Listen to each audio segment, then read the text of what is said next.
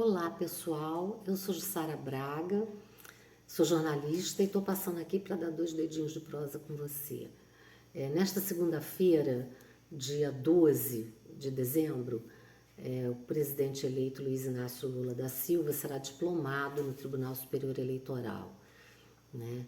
E ainda persiste mais de um mês depois das eleições, né, quer dizer, 42 dias aí das eleições que deram a vitória ao candidato Lula, ainda há uma turma que insiste em negar essa eleição, insiste em fazer ameaças à democracia, pedir ruptura democrática e chamar por intervenção federal, ditadura, e ficam aí acampando em frente aos quartéis, fazendo uma confusão tremenda.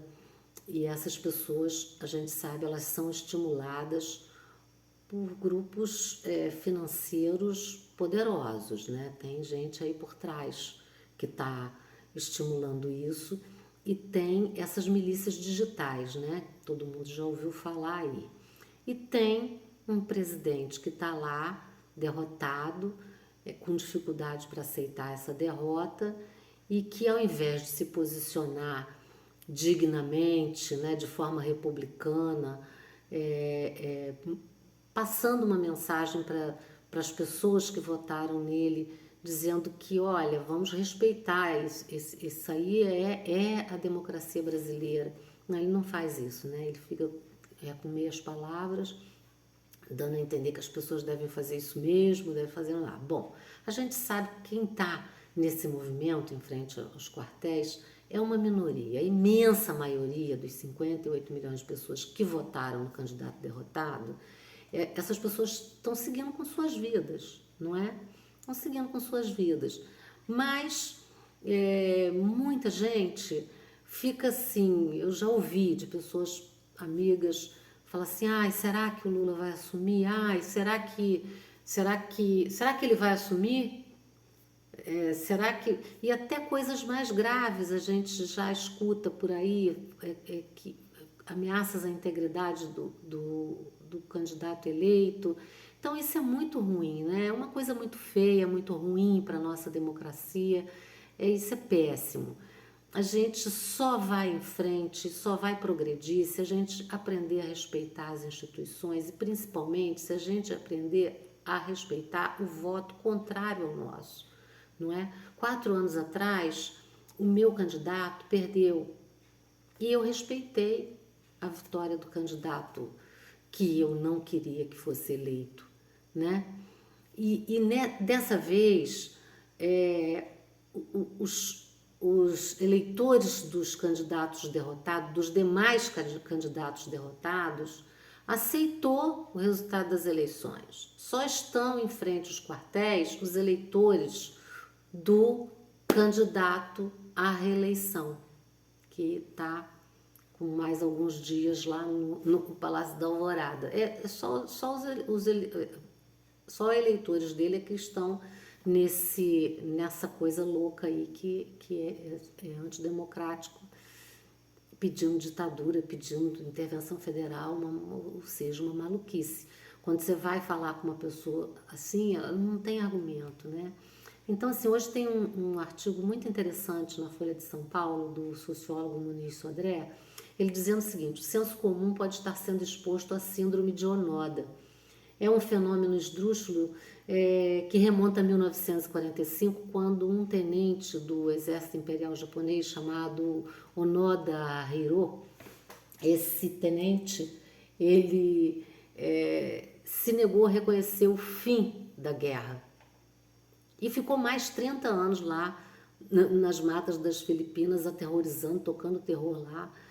Fez muita coisa ruim com os camponeses locais e acreditem, esse homem veio parar no Brasil, no Mato Grosso do Sul. Morreu aqui em 2014, acreditem se quiser. É o que está nos relatando o Muniz Sodré nesse artigo da Folha desse domingo, dia 11 de dezembro. Imagina só que sorte a nossa, né? A síndrome de Onoda, diz o Muniz Sodré, é uma hipótese viável para a atual mobilização golpista em frente aos quartéis. Por um lado, há uma alcateia de financiadores, espécie sorrateira de lobo terrorista, a coitada nos desvãos retrógrados do agronegócio, no comércio atrasado e em obscuros escritórios da corrupção brasiliense. De outro, rebanho em que ecoa a mentira da fraude nas urnas. São ovelhas balindo estupidamente em aquiescência. Quer dizer, é como se essas pessoas, de acordo com essa história aí da síndrome, estivessem num mundo imaginário, um espaço paralelo fora da realidade, né? Uma realidade imaginária. Então, assim, é o momento da gente seguir a vida, como está fazendo a maioria dos eleitores, mesmo do candidato derrotado. E os demais todos, né? Está todo mundo seguindo a vida. Vamos seguir a vida e vamos seguir também o que diz essa música aí do grupo Casuarina. Fica com ela.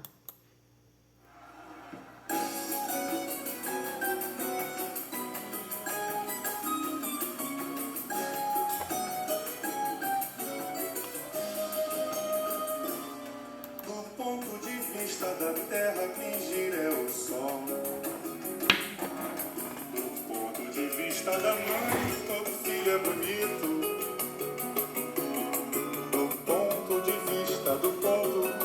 O círculo é infinito. Do ponto de vista do cego, sirene é farol. Do ponto de vista do mar, quem balança é a praia. Do ponto de vista da vida, um dia é pouco. Guardado no bolso do louco, há sempre um pedaço de Deus. Respeite meus pontos de vista, eu respeito os teus. Às vezes o ponto de vista tem certa miopia, pois enxerga diferente do que a gente gostaria. Não é? Um beijo.